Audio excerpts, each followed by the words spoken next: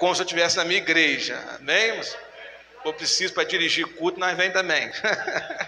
Amém? Porque Deus, Ele é bom e a sua misericórdia dura para sempre. Somos gratos a Deus por essa oportunidade. E eu quero convidar os irmãos a abrir sua Bíblia no tema proposto para esta noite, que é Levítico, capítulo 6, verso 12. Glória a Deus.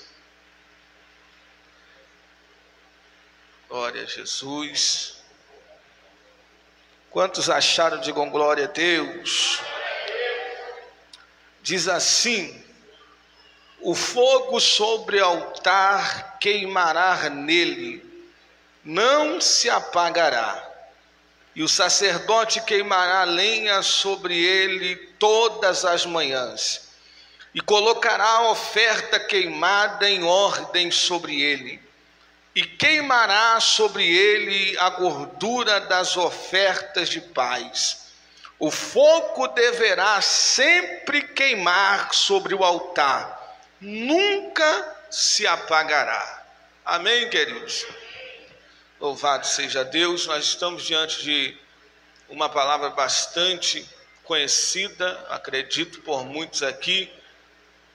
Após o povo sair do Egito, né, ser liberto das mãos de Faraó, o povo agora ele está vivendo no deserto, mas a sua vida no deserto não era agradável a eles, e por isso eles adaptaram na sua vida algumas atitudes que desagradavam e que Deus olhava e não tinha contentamento nas suas atitudes.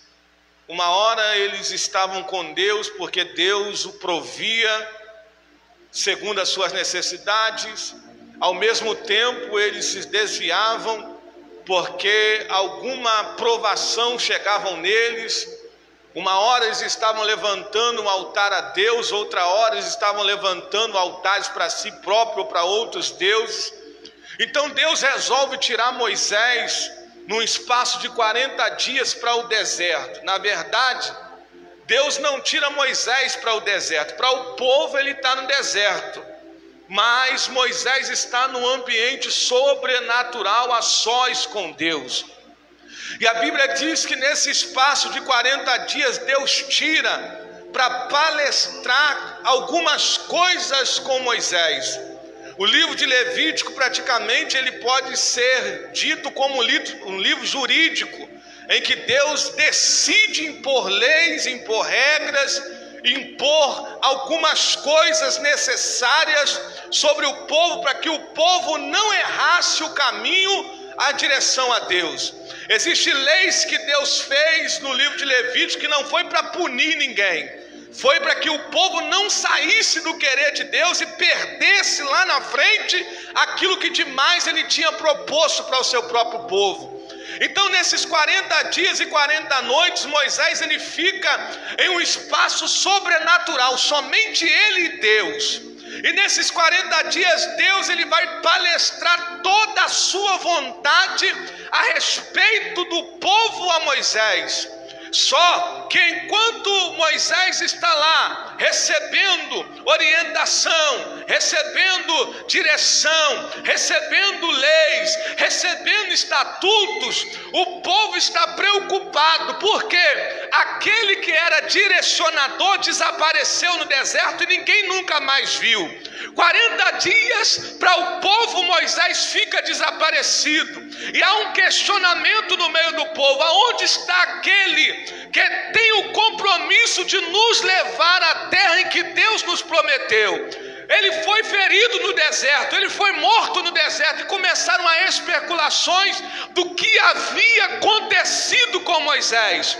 Só que Moisés não está morto, Moisés não foi assaltado, Moisés não foi mordido por serpente, nem muito menos por escorpiões. Moisés está numa dimensão espiritual, recebendo um direcionamento para trazer para o povo. E algumas pessoas não entendem, porque às vezes o líder desaparece. O líder não desaparece, ele simplesmente foi levado a uma dimensão espiritual para trazer direcionamento para todo o seu povo. Só que em meio a este tempo, o povo resolve construir um novo Deus. Por quê? Apesar deles ter visto toda a grandeza de Deus ao tirar eles do Egito, ao caminhar com eles no deserto, eles não se preocuparam em ter uma vida sólida com Deus. Ou seja, o intermediador desaparece e o povo não sabe mais o que fazer. O povo perde o caminho, pastor Moisés, o povo perde a direção. Então, por não saber a direção ou por não saber encontrar Deus, eles constroem uma estátua e começam uma adoração sobre ela. Só que Deus lá no monte, só que Deus lá no sobrenatural, ele vê o que o povo está vivendo. Moisés não, Moisés está preso no mundo espiritual, só que Deus está dentro do mundo espiritual e dentro do mundo natural, vendo tudo. E a Bíblia diz que no exato momento que eles constroem a estátua, Deus fala para Moisés: o povo acabou de construir um Deus para eles, desce lá e apregou a eles aquilo que eu te dei durante todo esse tempo. E o interessante é o compromisso que Deus dá à família de Arão por intermédio de seus estatutos. E a Bíblia vai dizer que Deus vai especificar para Moisés o seguinte: diga para Arão e a sua casa que eles têm um compromisso a partir de hoje. Qual que é o compromisso? O compromisso de Arão e a sua casa é fazer com que o fogo permaneça aceso e não se apague de forma alguma. Quando nós olhamos essa proposta de Deus para a família de Arão, nós achamos que é uma matéria fácil, mas não é. Porque o fogo, irmãos, o fogo é algo que ele é algo sobrenatural. O fogo, para pegar, ele demora um espaço de tempo. Mas quando o fogo adquire uma certa temperatura, até lenha verde consome com alta velocidade dentro dele. Então a função que Deus está dando aparentemente é fácil, mas não é. Ou seja, a família de Arão, ela tem o compromisso agora de revezar entre si, para que o fogo do altar pudesse permanecer aceso e não se apagar. Porque enquanto o altar está aceso, tem oferta sendo recebida. Enquanto tem oferta sendo recebida, tem pecado sendo perdoado. Enquanto tem oferta sendo recebida, tem vitória chegando na vida de alguém. Enquanto tem oferta sendo recebida, tem milagre batendo na porta de alguém. Então o compromisso que ele tem não é um compromisso leve, é um compromisso pesado. Porque o sacerdote vai lá, apresenta a oferta e deixa lá, mas o compromisso da oferta ser recebida está sobre a família de Arão. Porque se tem fogo, a oferta vai. Se tem fogo, a oferta chega. Mas se não tem fogo, a oferta fica só no altar. E a Bíblia diz que Deus dá ordem: diga a eles que eles botem lenha durante a madrugada, deixa o fogo aceso. Só que pela manhã ele entra com uma veste de linho, ele bota a oferta em um canto. Quando ele botar a oferta, ele tira a roupa de linho, bota outra veste, tire as cinzas do altar e depois acrescenta a lenha de novo. Então existia uma regra: não era apenas cuidar do fogo, mas era também cuidar da organização do altar. Porque fogo não nos falta. Porque o próprio Jesus no livro de Lucas diz: eu vim lançar fogo na terra. E o que eu mais queria é que a humanidade já estivesse pegando fogo. Mas qual que é o problema se o fogo está na mão de Jesus? É o altar que está despreparado para receber o fogo. Quem tem fogão de lenha em casa sabe o que eu estou dizendo aqui. Você vai queimando lenha durante um tempo. Se você não tira a cinza, chega um momento que nem um feijão você cozinha ele mais. Qual que é o problema? É a lenha? Tem lenha. Qual que é o problema? O fogo? Tem fogo. O problema é que a cinza impede que o fogo continue queimando até provocar aquilo que nós precisamos que provoque. Então, ele tinha que chegar de manhã, e a primeira coisa que ele tinha que fazer era reorganizar o altar. Ou seja, o fato de você chegar ao templo não significa que você vai pegar fogo, mas o fato de você chegar ao templo e reorganizar o seu altar significa que muita coisa pode acontecer. Exemplo disso é o próprio profeta Elias. A Bíblia diz que Elias, ele coloca uma intimação para os profetas de Baal, diz assim: se vocês acham que vocês são profeta mesmo, vamos fazer o seguinte, vamos subir para o Monte Carmelo, e o Deus que respondeu o fogo, esse é o Deus. E eles sobem.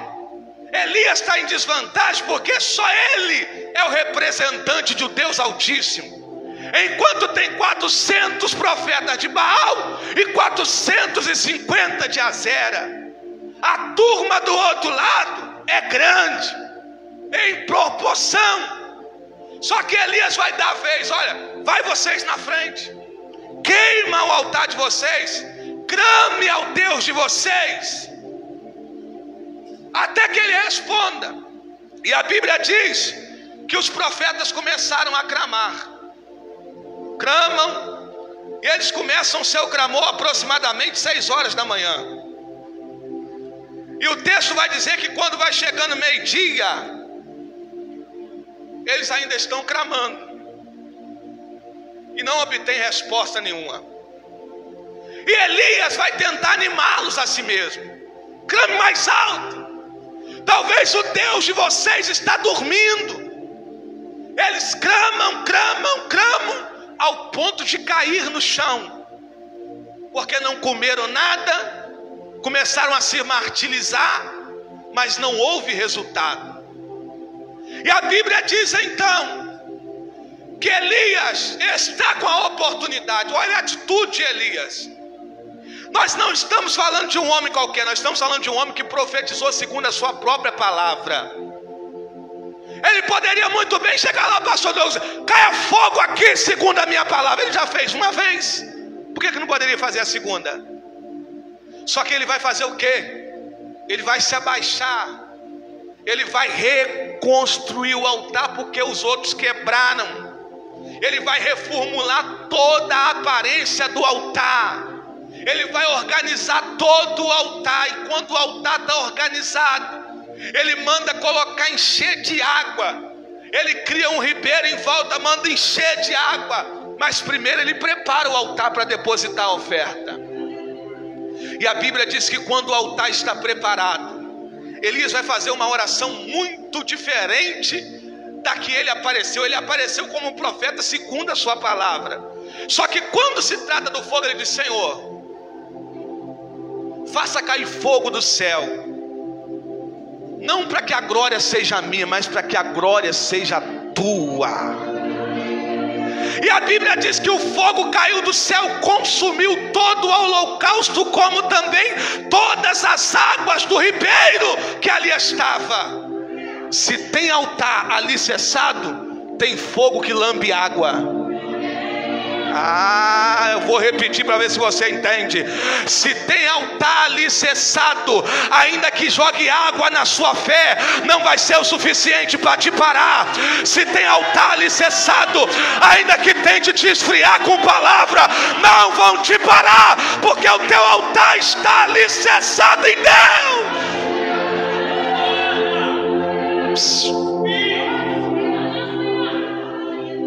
Deixa eu te dar um conselho.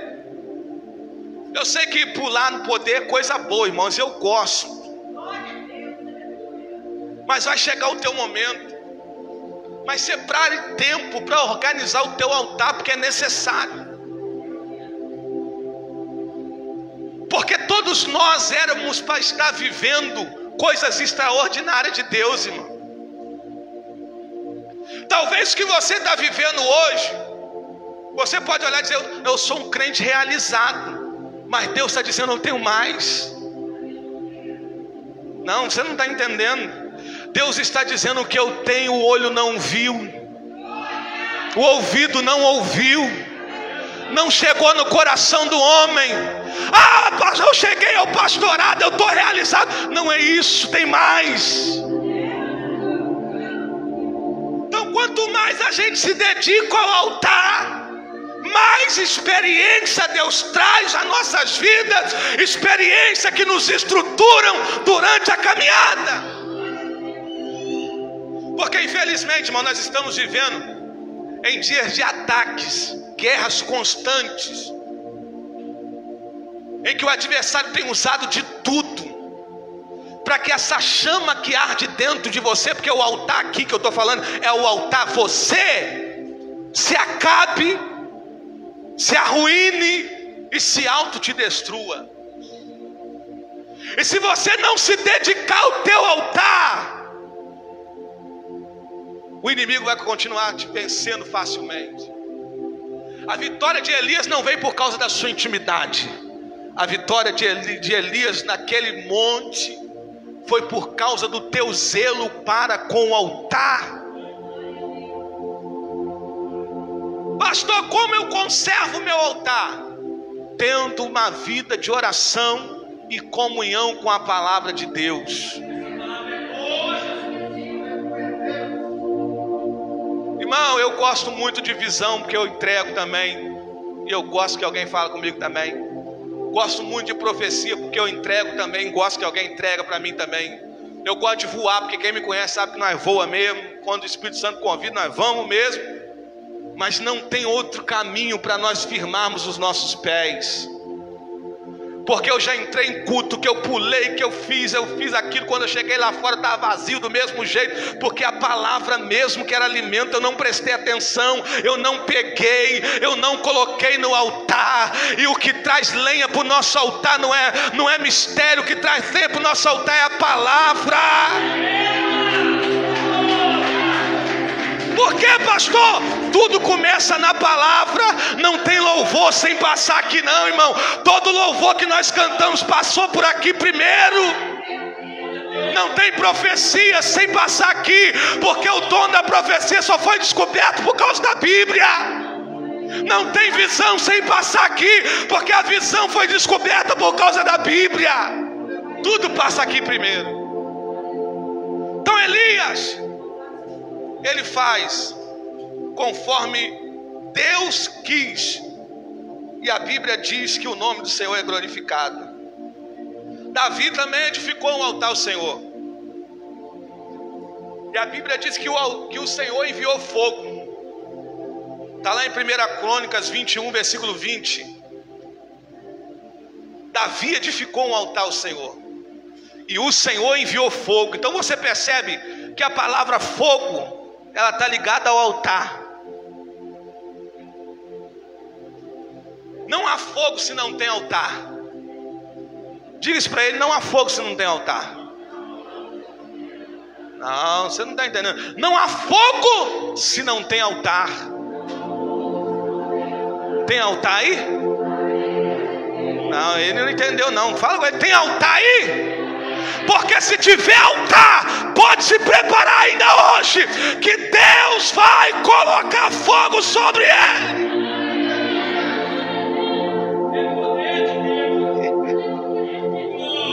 Irmão, nós temos o costume de entrar em cultos, e às vezes nós saímos de culto questionando: nossa, eu já saí de eventos assim, irmãos.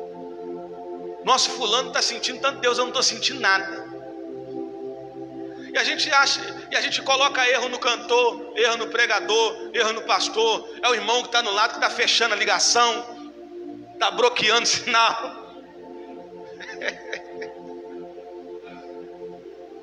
Tem isso no meio do povo de Deus. Se você não sabia, fique sabendo a partir de hoje. Tem gente que bota a culpa em você, quando sai daqui porque não sentiu Deus. Mas na verdade são pessoas que entram aqui e estão mais preocupadas em arrumar o meu altar do que o altar dele mesmo. E quando nós agimos assim, quem perde somos nós.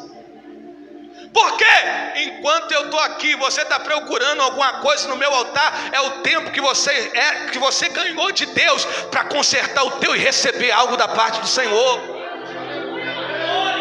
Eita glória! A Bíblia diz que o rei Asa também renovou o altar do Senhor e promoveu um grande avivamento espiritual em meio ao seu povo. Está escrito lá em 2 Crônicas 15:8. Esse rei se preocupou com o altar de Deus, que antes, agora, estava destruído. Então ele vai lá e renova as pedras, renova o ambiente. E a Bíblia diz que veio um avivamento muito grande sobre o povo, porque o altar foi restaurado. E é interessante dizer isso aqui, irmãos. Lembrando de Davi, o que me chama muita atenção é que Davi, ele esperou alguns anos para começar a reinar. E quando ele começou a reinar, Davi, ele olha para o altar de Deus e ele diz assim: está faltando alguma coisa em cima desse altar. Está faltando a arca de Deus. Irmão, alguém que esperou mais de 30 anos para sentar no trono, se preocupar com o altar. Se fosse eu e você, está se preocupado em esbanjar, né?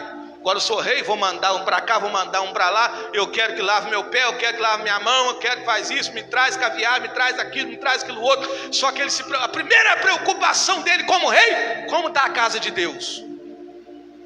Como está o altar de Deus? E quando ele percebe que a arca voltou, a primeira ordem: reúne os homens e nós vamos atrás da arca de Deus. Mas o Senhor tem que falar lei, tem que falar regra. Não há regras sem o altar de Deus sendo da forma que está. Não há regra sem a arca da aliança estar aqui em cima do altar. Primeiro nós vamos buscar a presença, depois a gente vê o que vai fazer. Por quê? Mais um preocupado com o altar de Deus. Diga glória a Jesus aí. E uma coisa que não falta no altar de Deus é fogo. Digo para o teu irmão, uma coisa que não falta no altar de Deus é fogo.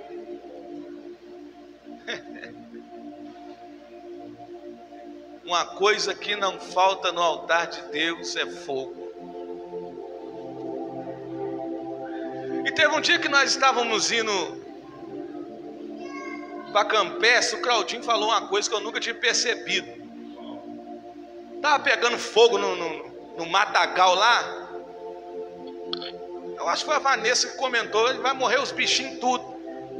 Aí ele falou: vai morrer mesmo, porque o calor atrai cobra e escorpião para dentro dele. Eu nunca sabia disso. Para mim escorria do fogo, né? Eu falei: gente, que negócio esquisito.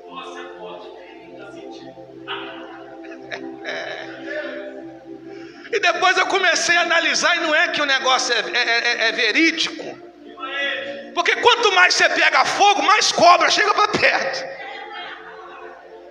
mais escorpião tenta te picar, mais o negócio fica apertado, mais calúnia, mais prova, mais vento, mais decepção, mais traição. Isso é sinal que tem fogo aí.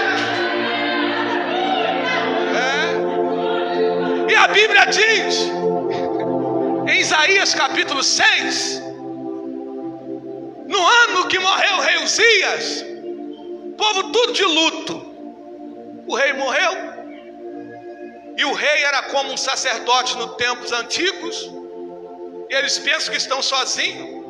E Isaías, como era da linhagem real, ele está andando no templo, e de repente ele olha para o altar onde sentava Uzias, e ele percebe que o altar de Uzias está vazio. Vazio. A Bíblia não diz, mas vamos conjecturar que ele olhando para aquele altar e o que será agora de nós? Quem será a voz de Deus em meio ao seu povo? Quem é que vai nos direcionar? De repente ele é levado a uma visão, e a casa onde ele estava começa a encher de fumaça. Onde tem fumaça, só que o fogo que está sendo mostrado em visão não é o fogo da terra, é o fogo do céu. Preste atenção. E quando ele olha para cima, ele vê Deus assentado sobre um alto sublime trono, e os querubins do lado dele com 6 asas, com 2 voavam, com 2 cobriam o rosto, com 2 cobriam os pés, e eles cantavam: Santo, Santo, Santo é o Senhor dos exércitos, e toda a terra está cheia da sua glória. Sabe o que Deus estava dizendo para Isaías? O trono de baixo parou, mas o trono de cima ainda está em pleno movimento. Irmão, eu vou repetir isso aqui para ver se você pega. O trono de baixo parou, mas o trono de cima continua em pleno movimento. Observa aqui, o trono de cima começa a mandar fumaça para baixo, e um sinal de fogo começa a aparecer. E o que acontece com Isaías? Isaías está dentro do templo, ele fala: opa, meu Deus, eu já não posso ficar aqui nesse ambiente mais. Por quê? Porque eu sou um homem de lábios impuros, e habito no meio de um povo de impuros lábios. O fogo traz arrependimento. Eu vou repetir. O fogo traz arrependimento. Por quê? Ninguém precisou confrontar ele com palavra. O fogo começou a pegar, e ele começou: opa, eu estou num ambiente que eu não posso continuar aqui, porque a glória de Deus estava no ambiente. Aí ele diz: ai de mim. Aí Deus diz: espera aí que eu vou resolver o seu problema. Pega um Atenaz e toca nos lábios dele, e a Bíblia diz que a sua impureza foi tirada. Glória. Voltando para o texto. Então a função de Arão era essa: cuidar do altar, para que o fogo nunca parasse de permanecer aceso. Queridos, nós estamos vivenciando o 9º ano desta igreja,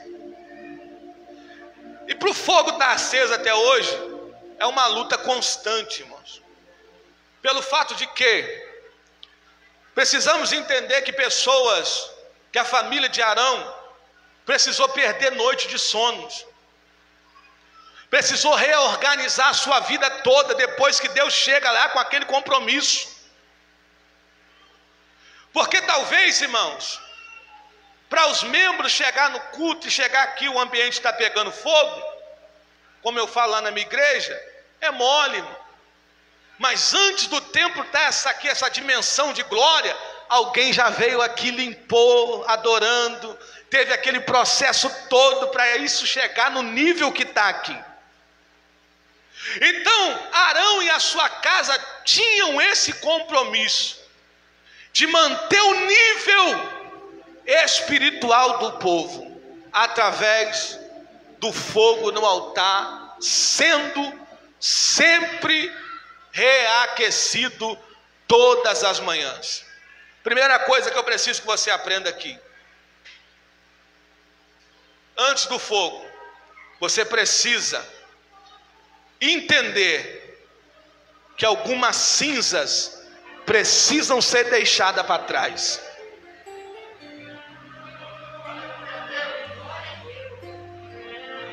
Irmãos, o século que nós estamos vivendo é um século de pessoas que carregam bagagens. Porque o fato do altar não estar aceso não produz neles arrependimento. O que é o arrependimento? Ele provoca o perdão, e o perdão provoca a libertação. O que tem de crente amargurado com coisa que aconteceu há 3 anos atrás até hoje, não é brincadeira não, irmão.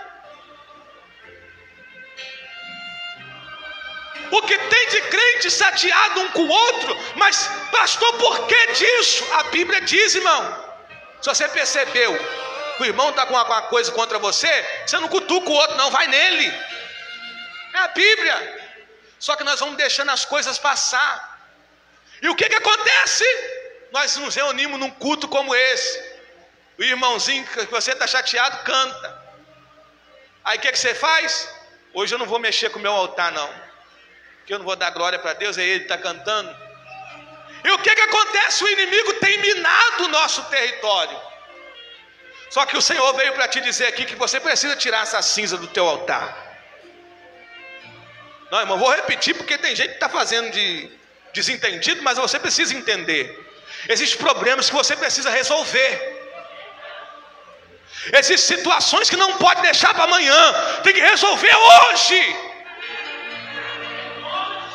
Tem situações que antes de acabar esse culto, você vai ter que chamar o irmão, não para confusão, mas chamar ele, irmão, eu preciso colocar o meu altar em ordem, porque eu preciso receber fogo, então vamos resolver essa desavença, a partir de hoje, vamos acabar com esse negócio.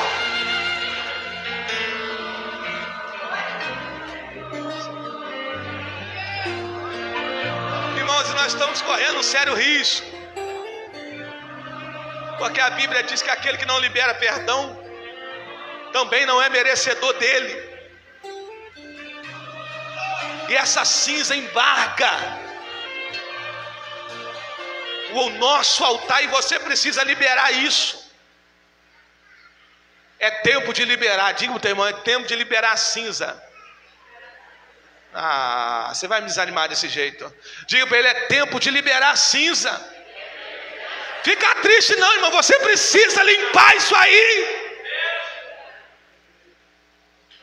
O que ele fazia? Não adianta botar lenha em cima de cinza, precisa tirar a cinza para depois colocar lenha.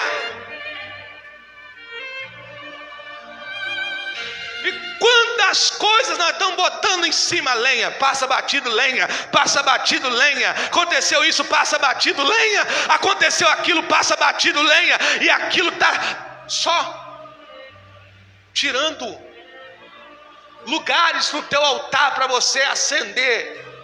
E chegará um dia que nem um graveto você vai conseguir colocar mais no teu altar. Então, irmão, libera essa pessoa que você está travando ela aí no seu coração, libera ela. Porque você liberando ela ou ele, você também vai ser liberado desse fardo. E no teu altar vai ter mais espaço para as lenhas ser acrescentadas. Diga o teu irmão, primeiro, retire as cinzas. Diga para ele de novo, primeiro, retire as cinzas. E retirar a cinza é necessário, porque foi o que Deus ordenou. Diga ao sacerdote para entrar e retirar a cinza, e depois colocar a lenha de novo.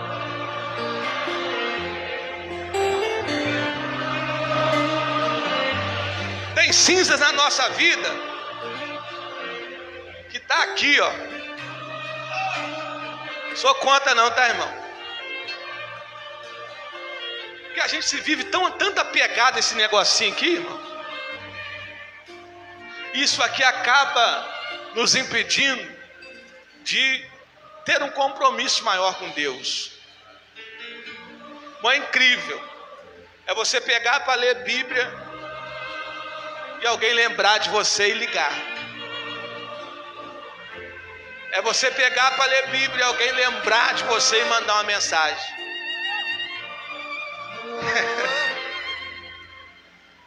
Aí eu disse lá na igreja, alguns irmãos ficou chateados comigo, porque eu disse, irmão, o único que quer te fazer separação entre você e Deus é o diabo. Ah, pastor, mas é o meu parente muito longe, não liga há muito tempo. Mas infelizmente está sendo um canal do inimigo para te impedir de ter um altar limpo, porque a palavra limpa o altar. Nós estamos focados, irmão, às vezes nós respondemos 10 mensagens, 10 pessoas ao mesmo tempo, mas não conseguimos tempo para responder a Deus, para falar com Deus. Retire a cinza do teu altar. Reorganize a sua vida. Porque Eclesiastes vai dizer no capítulo de número 3, o sábio Salomão vai relatar: há tempo para todas as coisas. Há tempo para todas as coisas. Como eu já disse lá na igreja, você tem 8 horas para trabalhar. Segundo a ciência, você tem 8 horas para dormir. 16. Faltou, sobrou quanto? Sobrou quanto? 8 horas. Então, dentre essas 8 horas, você tira para entrar em contato com os amigos, com a família, e tira também um tempo com Deus. E para quem que acha que dízimo é só oferta, seu dia também você precisa ofertar a Deus, dizimar a Deus, sabia disso? Porque às vezes nós somos fiéis no dízimo valores, mas não somos fiéis no dízimo sacrifício. Porque o apóstolo Paulo diz que é bom que nós nos apresentamos como sacrifício vivo através do nosso culto racional a Deus. E outra coisa, não tem altar sem sacrifício. E às vezes nós pensamos: Deus não quer sacrifício, Deus quer obediência. É ou não é? Mas como obedecer a Deus sem sacrifício? Como assim, pastor? Às vezes obedecer a Deus é você sacrificar algumas coisas, alguns momentos, para poder obedecer à voz de Deus. Tire a cinza do altar. Outro ponto, agora ele coloca a lenha. Pergunta para o seu irmão: o que é a lenha? Está fraco. Pergunta para ele: o que é a lenha? O que é a lenha? Sabe o que é a lenha? É a palavra de Deus. Sabe por quê, irmão? Se a lenha for a sua oração, uma hora o fogo acaba. Por quê? Uma hora a gente não tem palavra mais para orar. Termina. Se a lenha for o seu louvor, uma hora acaba, porque uma hora não tem hino mais para cantar. Mas se a lenha for a palavra, seu altar sempre será aceso, porque a Bíblia diz que ainda que você lê ela de Gênesis e Apocalipse, você pode começar em Gênesis de novo, porque ela se renova. A palavra de Deus não é livro qualquer que você lê hoje é a mesma coisa, amanhã você lê a mesma mensagem. A Bíblia não. Se você lê hoje, Deus fala uma coisa. Se você lê amanhã, Deus fala outra. Se você lê depois, Deus fala outra. Se você lê semana que vem, Deus fala outra. Porque ela se renova todos os dias. Diga para o teu irmão: coloca a lenha no teu altar. Diga para ele: coloca a lenha no teu altar. Coloca a palavra no teu altar. Coloca a palavra no teu altar. Coloca a palavra no teu altar. Deixa eu te falar um negocinho. Às vezes nós colocamos tanta coisa no nosso altar, irmão.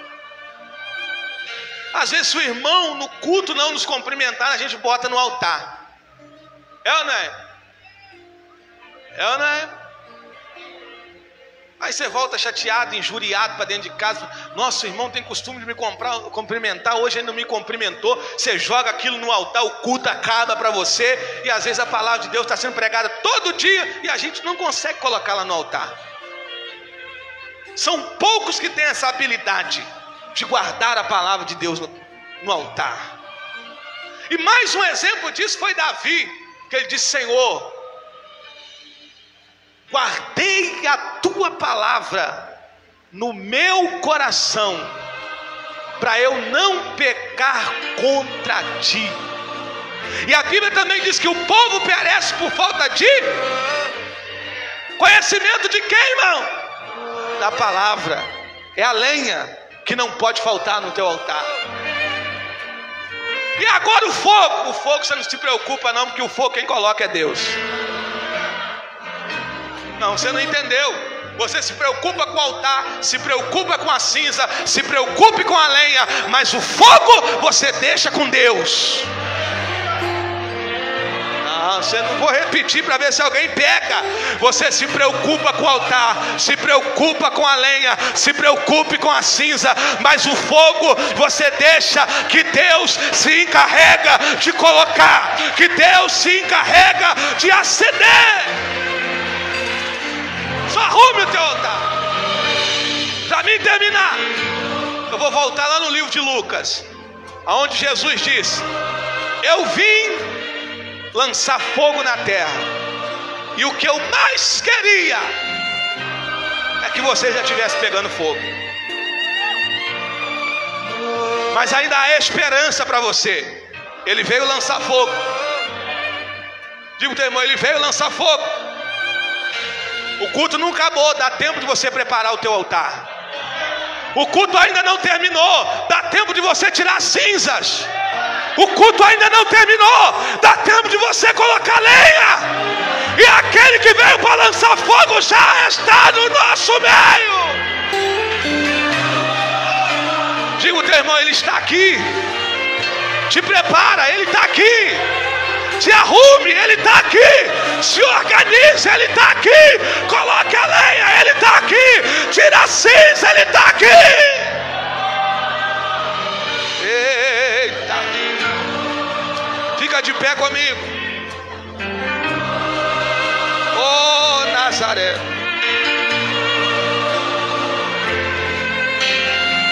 Eita. E nesse momento, eu preciso que neste momento você esqueça de todos que estão à sua volta. Eu preciso que a sua preocupação agora seja somente com o teu altar. Diga glória a Deus. Eu tenho acompanhado as lives e eu sei que o negócio já está pegando fogo aqui. Eu sei que tem pessoas aqui que já estão debaixo da glória. E o fogo é interessante, irmão, que quando o fogo queima a pele, você já percebeu que aquilo fica ardendo de 4 a 5 dias? Fica queimando. E o que Jesus tem para você aqui não é um fogo só de agora, é um fogo que te consuma até a volta de Jesus. Ei, Joel 28, 2:28. Jesus vai fazer uma promessa por intermédio do seu profeta, dizendo que há de ser que derramarei o meu espírito sobre toda a carne. E vossos filhos, vossos serão profetas, vossos velhos serão sonhos, e os vossos jovens terão visões. E todos nós somos conhecedores que o livro de Atos 2 também vai nos relatar, dizendo que 120 pessoas aproximadamente entram dentro do templo, na espera de receber a descida do Espírito Santo com fogo. E o engraçado é que João Batista, também pregando no deserto, ele dizia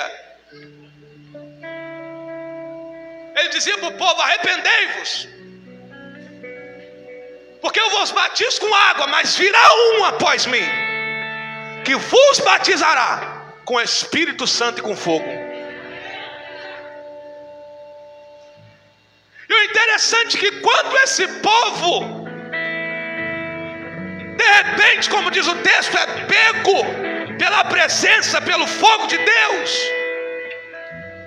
a Bíblia diz que o fogo inundou o ambiente, ao ponto de quem estava fora não conseguia entrar e quem estava dentro não conseguia sair.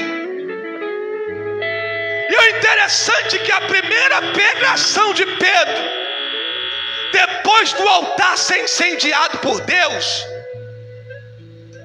a Bíblia não conta qual foi o sermão, qual foi o texto que ele usou, mas a Bíblia diz que 3.000 almas se renderam aos pés do Senhor. Porque o fogo,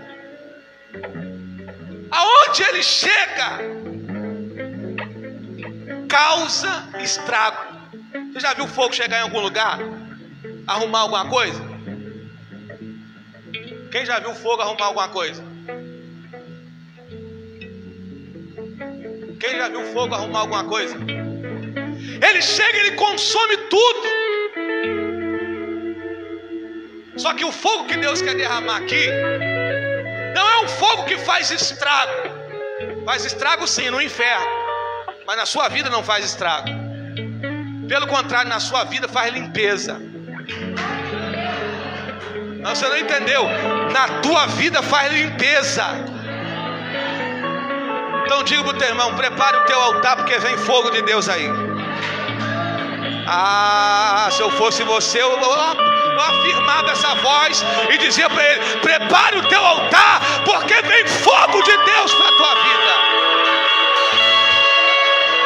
Eu não sei como você entrou aqui, mas eu vou ficar nesse termo, bater nessa tecla: se tem altar, haverá fogo.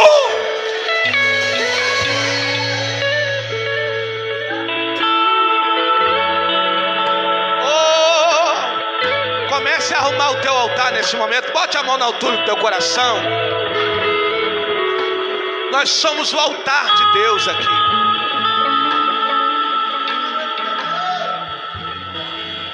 Deus,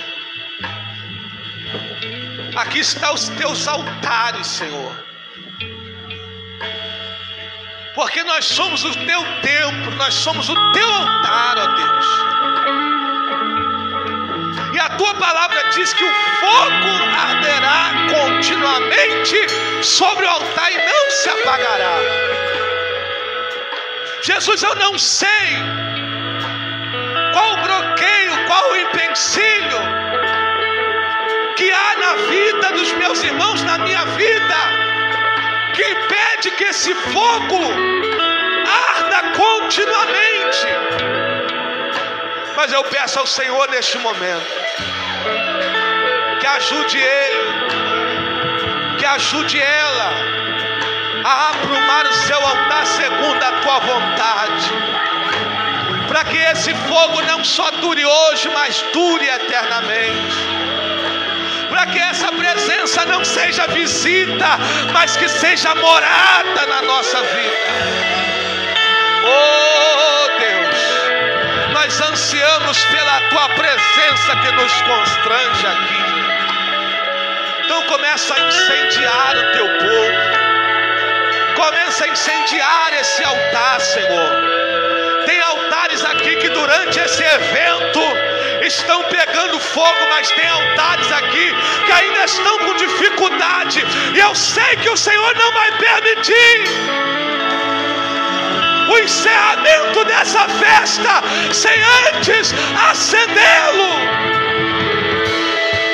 Levanta a tua mão, levanta. Então começa a acender o teu povo, Deus.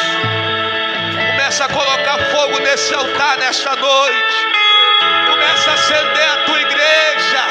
Começa a renovar a força dele. Começa a renovar a força dela. Meu Deus, começa a trazer funcionalidade para esse altar. Jesus, esse altar precisa da tua presença. Esse altar precisa do teu fogo. Esse altar precisa de renovo. Então aproveita, Senhor, que os teus filhos estão arrumando o altar, e começa a acender. Começa a acender. Começa a acender. Começa a acender. Começa a acender.